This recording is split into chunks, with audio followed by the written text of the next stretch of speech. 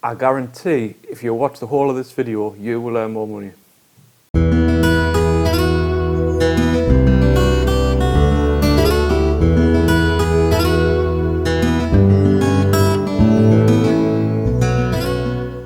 And that's just not a clickbait introduction there. I'm actually going to use a real life example of a job that I've completed and finished, and we've got a happy customer, and I'm going to use that to prove the points that I'm about to make in this video.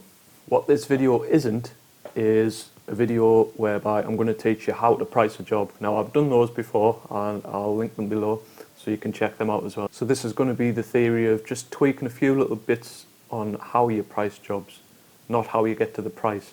So there's a bit of a difference there, and if you keep watching you'll realise what I'm going to be talking about.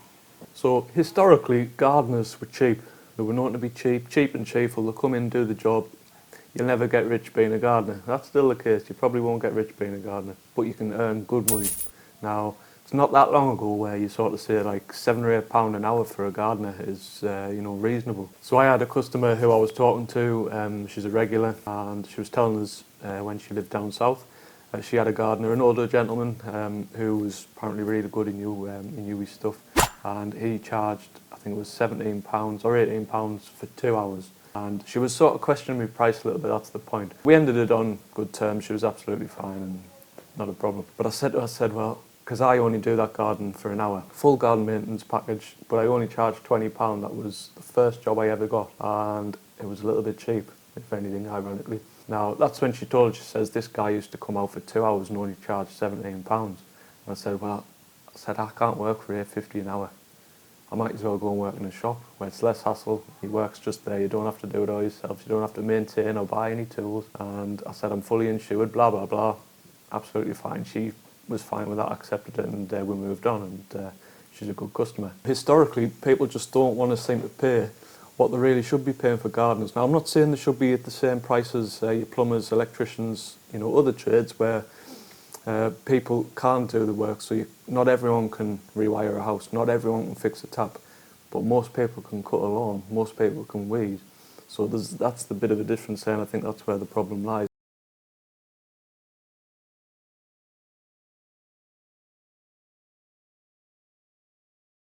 But all we're sort of saying is we want to get to a decent level, and with a few little techniques you can reach that level and be earning really good money. So do you charge per job or by the hour? Now, that's a massive difference, and I'm going to go into why it's such a big difference and give you an example of a job that I did. As I say, that if I'd priced it by the hour, I would have earned a lot less. So if you're in employment, if you're on a job where you're getting, say, £15 an hour, even £20 an hour, and you're pushing it, that's a really good job, But as a self-employed gardener, I like to come away with at least £20 an hour after my expenses, you see. So you'd have to be charging £25, £30 just to, obviously, when you take off your expenses, you'd be coming away with at least £20. And that's the problem with charging by the hour. Now, can you really tell a customer when they're asking how much you charge, if you charge them by the hour, that you're charging £30 an hour as a gardener? Probably not. It's going to be pushing it. You're not going to get as many jobs. That's the thing here. We want to get as many jobs as we can. So even at £20 an hour, I think people will still sort of question that. I think maybe £10 to £15 an hour, 15, 16, 17 maximum, I would say, just by sort of speaking to people. That's what people would expect to pay a gardener for an hour's work. Now, once you take your expenses off that, that's not leaving you with much at all. And I think the problem as well, now if I'm telling the customer that I charge £30 an hour, I don't think I'll get many jobs. One, they'll have an expectation of what they think they should be paying you per hour. And two, they'll be worried in case you overrun or drag the job out just to earn a little bit more. And I'd say probably 9 times out of 10 you'll not get the job. So that's why it's important to tell them the price for the job as a whole and run through every little bit of the job that you're going to be doing. Here's the key point here. Don't tell them how long you think it'll take, whether it'll be an hour or an all-day job. They might have a little idea of how long it'll take, but you might be quick.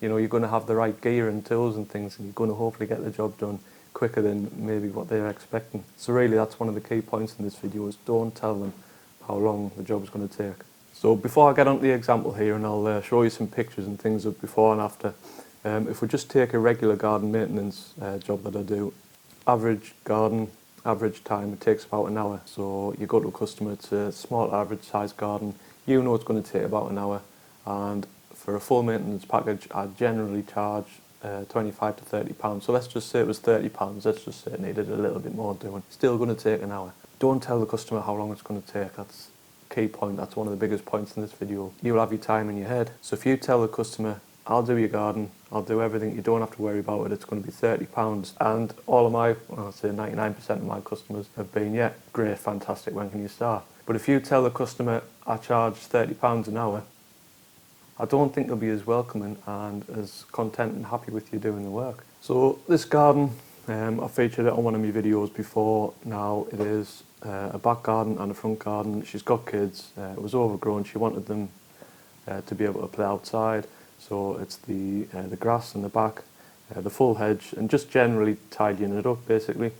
On the front is the hedge by the drive and the hedge by the gravel, and she wanted underneath the hedge by the gravel all sorting out as well, just so it's all neat and tidy.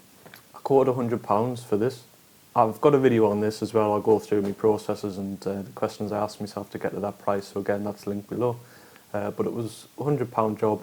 The customer was absolutely fine with that. I did the job, completed it, and she was happy, really happy. I estimated the job to take 3 hours.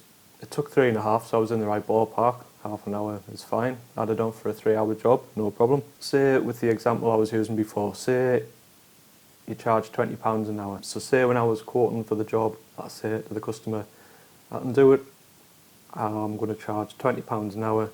I'm not too sure how long it might take, 3 or 4 hours approximately. 3.5 hours work, so I charge a customer £20 an hour, that's £70.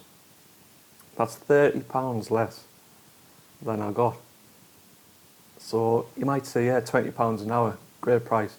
I'm quite happy. You know, if you charge by the hour, you might say, I'm quite happy charging £20 an hour, that's loads of money. But you'll have lost out on 30 quid there for that job. Now, yes, you've got your expenses, but you still would have had your expenses after charging £20 an hour. And that's the thing, you see, so it's such a big difference. And I know it's not one size fits all. There'll be people watching this who will continue to charge by the hour, and they're happy doing so, and it works for them. You know, other people might be saying, oh, well, I'll do what you do anyway.